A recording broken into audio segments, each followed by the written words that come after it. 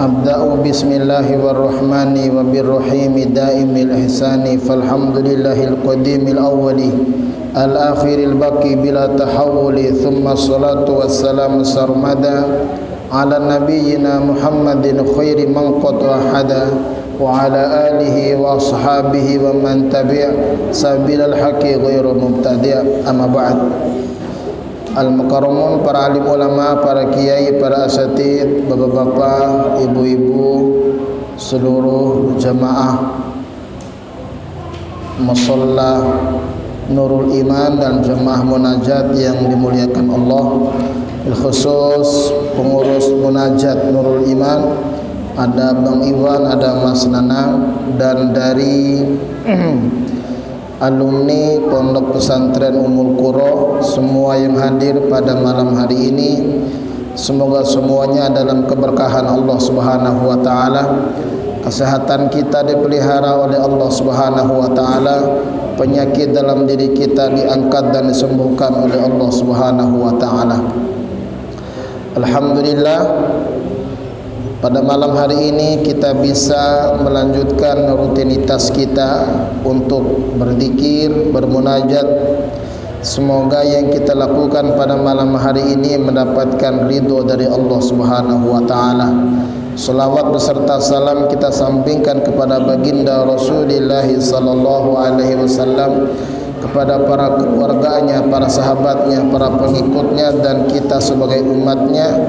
Semoga nanti pada yaumil qiyamah kita mendapatkan syafaat dari baginda Rasulullah sallallahu alaihi wasallam. Amin ya Allah ya rabbal alamin. Ibu bapak yang dimuliakan Allah Subhanahu wa taala, pada bulan yang lalu kita telah membahas bencana bagi orang yang punya ilmu. Maka hadis yang selanjutnya adalah afatud dini thalathatun faqihun fajirun wa imamun jairun wa mujtahidun jahilun, rawahu Dailami an Ibni Abbas. Bencana atau musibah bagi agama ada tiga. Faqihun fajirun, yang pertama ahli fikih yang durhaka. Wa imamun jairun, dan yang kedua imam atau pemimpin yang zalim. Wa mujtahidun jahilun, dan yang ketiga mujtahid yang bodoh. Jemaah sekalian, lewat hadis ini baginda Rasulullah sallallahu alaihi wasallam mengabarkan kepada kita bahwa agama ini bisa mendapatkan bencana apabila terjadi tiga hal ini di tengah-tengah kita sekalian. Tiga hal itu kalau terjadi, maka akan terjadi bencana, akan terjadi musibah, akan terjadi malapetaka. Tentu yang rusak bukan agamanya. Agama Allah langsung dijaga oleh Allah Subhanahu wa taala. Tentu yang menjadi musibah adalah umat Islam itu sendiri apabila terjadi tiga hal ini. Apa tiga hal itu? Yang pertama, faqihun fajirun, orang alim yang durhaka. Katanya dia ahli fikih tapi durhaka.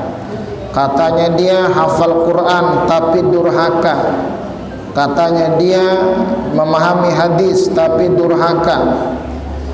Dia tukang mengajarkan agama, dia tukang mengajarkan Al-Quran, tukang mengajarkan hadis, suka menyampaikan kalimat-kalimat thayyibah, dia berdakwah tapi dia durhaka. Bagaimana durhakanya? Bagaimana fajirnya dalam hadis ini? Fajirnya atau berdosanya dia dalam hadis ini adalah dia tidak sesuai dengan apa yang dia ajarkan. tidak sesuai dengan apa yang dia sampaikan, tidak sesuai dengan apa yang dia kemukakan dan ceramahkan di hadapan umatnya. Sekarang berapa banyak kita kenal ada ustadz yang menghamili santrinya, ada ustadz yang menghamili jemaahnya, ada rumah Quran yang katanya di tempat itu banyak menghafal Quran tapi dia menghamili puluhan santrinya. Hal-hal seperti inilah yang menjadikan agama ini rusak, karena dirusak oleh ahli agama itu sendiri. Miris jamaah sekalian kalau kita mendengarkan ada guru ngaji gitu kan, guru ngaji dia melakukan pelecehan seksual, ada guru ngaji yang menghamili santrinya. Inilah yang dimaksudkan faqihun fajirun. Kalau orang bodoh barangkali masih kita bisa maklumi, ini dia guru, dia belajar agama, memahami agama, memahami perintah dan larangan dalam Al-Quran, tapi justru dia sendiri yang melanggar yang dilarang oleh Allah Subhanahu wa ta'ala. Apa kata orang? Kan kita malu ya ibu-ibu sekalian, kita mendengar di berita ada orang yang menghamili santrinya, kan malu. Nah ini musibah bagi agama nih yang begini. Itu namanya faqihun fajirun. Kalau bahasanya ta'limul muta'allim itu alimun mutahattikun. Jadi fasadun kabirun alimun mutahattikun.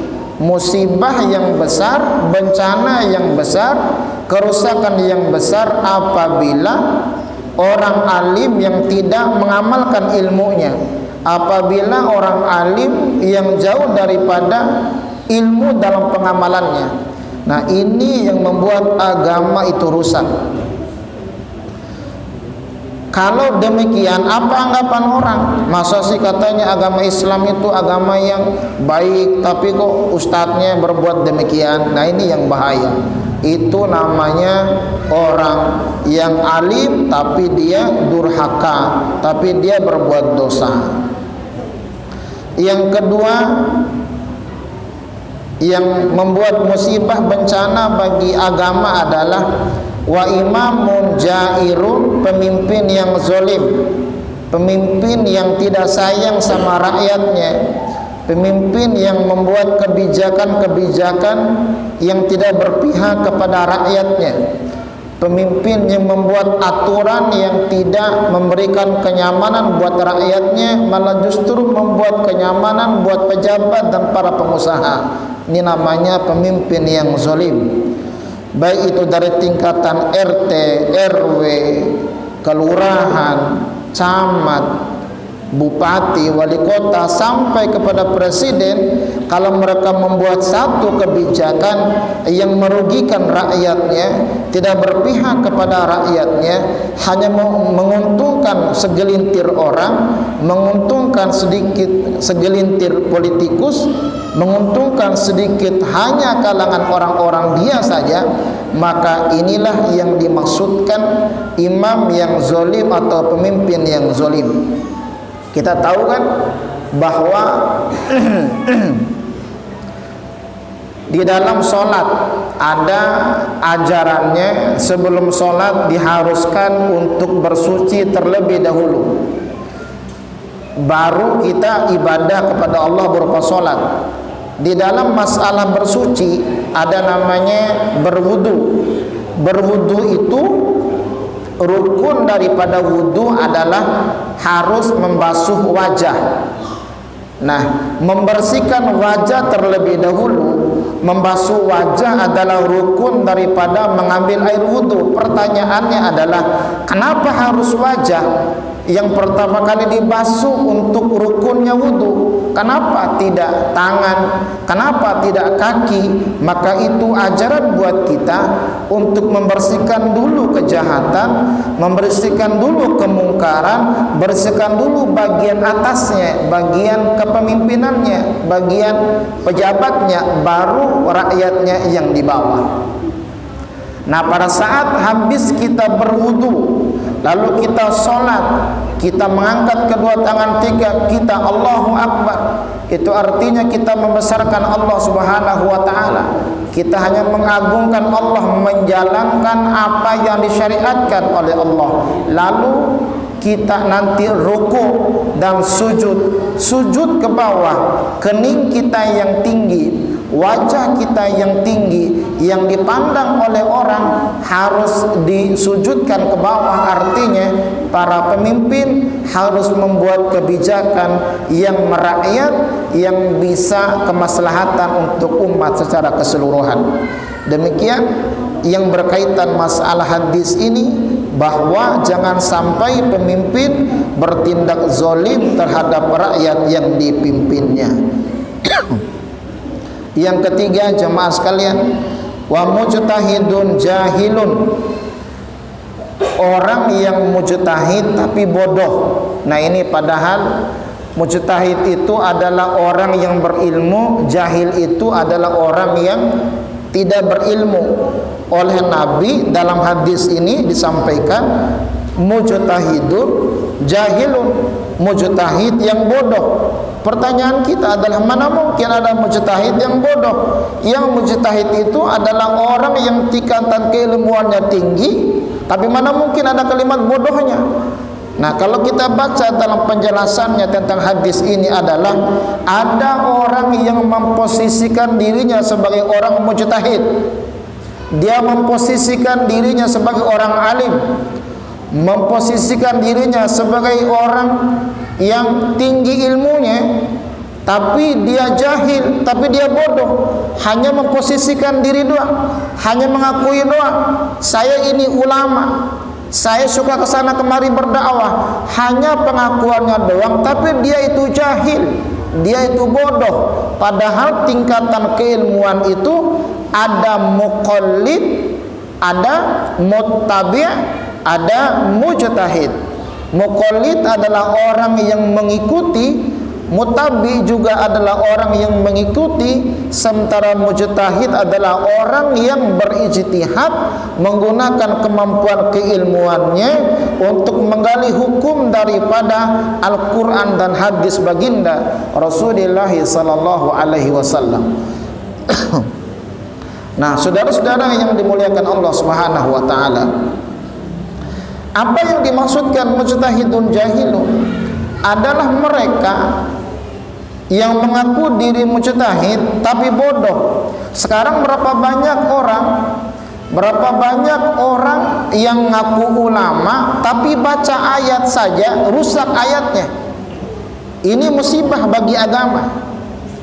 Ada orang yang ngaku ulama, mengkritisi ulama mujtahid, tapi dia salah menyebutkan banyak ayatnya dalam salah satu surat. Ini musibah dalam agama. Ada orang yang mengkritisi ulama yang alim, tetapi baca ayat saja nggak faham bagaimana ilmu tajwid. Nah, padahal tingkatan ulama yang luar biasa itu adalah dia memahami Al-Quran, memahami dari sisi ulumul Qurannya, memahami hadis Nabi menggunakan ulumul hadisnya. Lalu bagaimana ilmu tajwidnya, hukum nun matinya, hukum mim matinya, bagaimana nanti tentang matnya, bagaimana ilmu qiraatnya. Dan orang yang seperti ini, jemaah yang dimuliakan Allah, malah mengkritisi ulama yang alim, padahal dia sendiri enggak cukup ilmu, akhirnya salah menyebutkan ayat. Ada lagi ustaz yang viral di beberapa sosial media yang mengajak jamaahnya untuk tahsin, tapi bacaannya amburadul. Ini musibah. Ini musibah bagi agama. Berapa banyak orang yang mengajarkan Al-Quran kepada jamaahnya, tapi ilmu tajwid saja tidak sanggup dia memahami bagaimana mengajarkan jamaahnya, dan jamaahnya ikut lagi bacaan bagaimana bacaan imamnya, ustadznya. Itulah musibah. Nah, hal yang demikian jamaah yang dimuliakan Allah banyak sekali yang mereka salahkan ulama-ulama yang alimnya luar biasa, sementara mereka suka mengkritisi ulama yang alim tersebut. Ini banyak terjadi di mana-mana. Apalagi kadang-kadang tasrifnya tidak bisa, mau timbang tasrif saja nggak bisa, tapi mengkritisi ulama yang alim.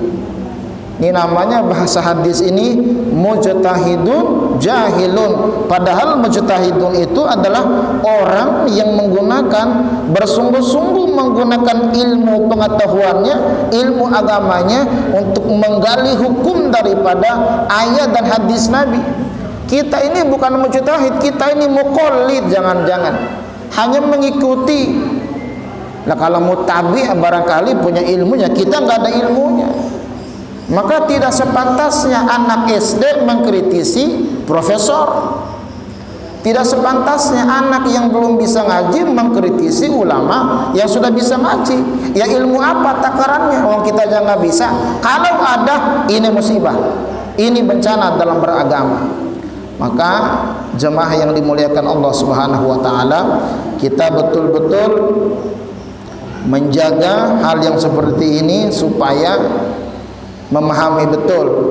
Dan kita juga jemaah yang dimuliakan Allah Subhanahu wa taala juga harus memahami mana ustadz, mana guru yang tidak durhaka. Ingat yang pertama tadi, faqihun fajirun. Ada orang yang ahli fikih tapi berbuat dosa, maksiat melulu, ngajar ngaji iya maksiat. Hati-hati. Makanya cari guru ngaji yang betul-betul alim. Jangan cari guru ngaji doyannya maksiat, bahaya nanti anak-anak kita. Bahaya sekali. Kalau cari guru ngaji, lihat dulu bagaimana kehidupannya guru ngaji tersebut, kemana ilmunya. Dan jangan cari guru ngaji yang kerjaannya maksiat, tongkrongan yang gak jelas. Harus seleksi betul sekarang ini. Dan berguru juga kepada yang jelas sanadnya, yang jelas sanad keilmuannya, di mana kuliahnya, ya kan. Jangan nggak jelas kuliahnya tiba-tiba datang jadi guru ngaji, nggak jelas sanadnya tiba-tiba jadi guru ngaji. Jangan.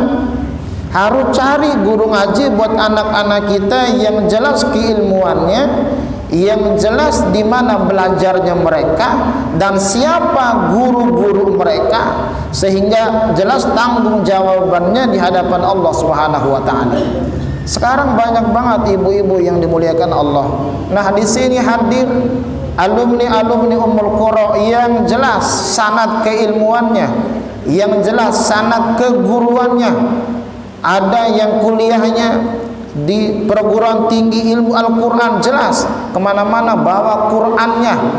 Ada yang kuliahnya di UIN, Universitas Islam Negeri, bukan lagi Islam Nusantara, Islam Negeri. Kadang-kadang ada Islam swasta, begitu sebut Islam Nusantara orang alergi. Tapi bahkan ada Islam Negeri, ada Islam terpadu, nggak protes orang. Begitu Islam Nusantara, apaan tuh? Padahal ada Islam Negeri, ada Islam terpadu, ada SDIT kan, Sekolah Dasar Islam Terpadu, ada UIN, maksud Islam Negeri, biasa saja.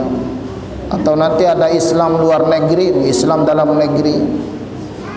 Nah, jemaah yang dimuliakan Allah Subhanahu wa taala, maka hal-hal yang seperti ini jemaah sekalian, pilih guru yang benar, pilih guru ngaji yang benar, ustadz yang benar. Jangan sampai mereka menjadikan jemaah sebagai lahan untuk mereka mencari pundi-pundi rupiah. Karena kita di sini, saya berani ngomong, karena kita nggak cari pundi-pundi rupiah di sini. Udah 8 tahun gratis. Saya berani ngomong, kecuali kalau saya dapat sesuatu. Bahkan kalau acara kita patungan sama-sama, berani ngomong karena memang benar adanya. Berapa banyak ustadz-ustadz yang cari pundi-pundi rupiah kan, kalau nggak ngasih nggak datang. Sekarang justru jamaahnya nggak datang, bukan ustadznya lagi. Bahkan kalau pengajian yang ustadznya gratis, pengajiannya bubar. Yang bertahan, yang ada bayarannya. Kalau ada sekolah yang gratis, orang nggak mau bawa santrinya. Dibilangnya sekolah nggak bermutu karena gratis. Begitu sekolahnya mahal, bayarnya mahal, diladenin sama orang. Begitu murah, jangan, kualitas yang rendah, uang lo yang mahal, bukan sekolahnya. Nah, jemaah yang dimuliakan Allah Subhanahu wa taala, oleh karenanya yang ala kadarnya ini semoga menjadi pahala buat kita sekalian dan kita mendapatkan ridho dari Allah Subhanahu wa taala.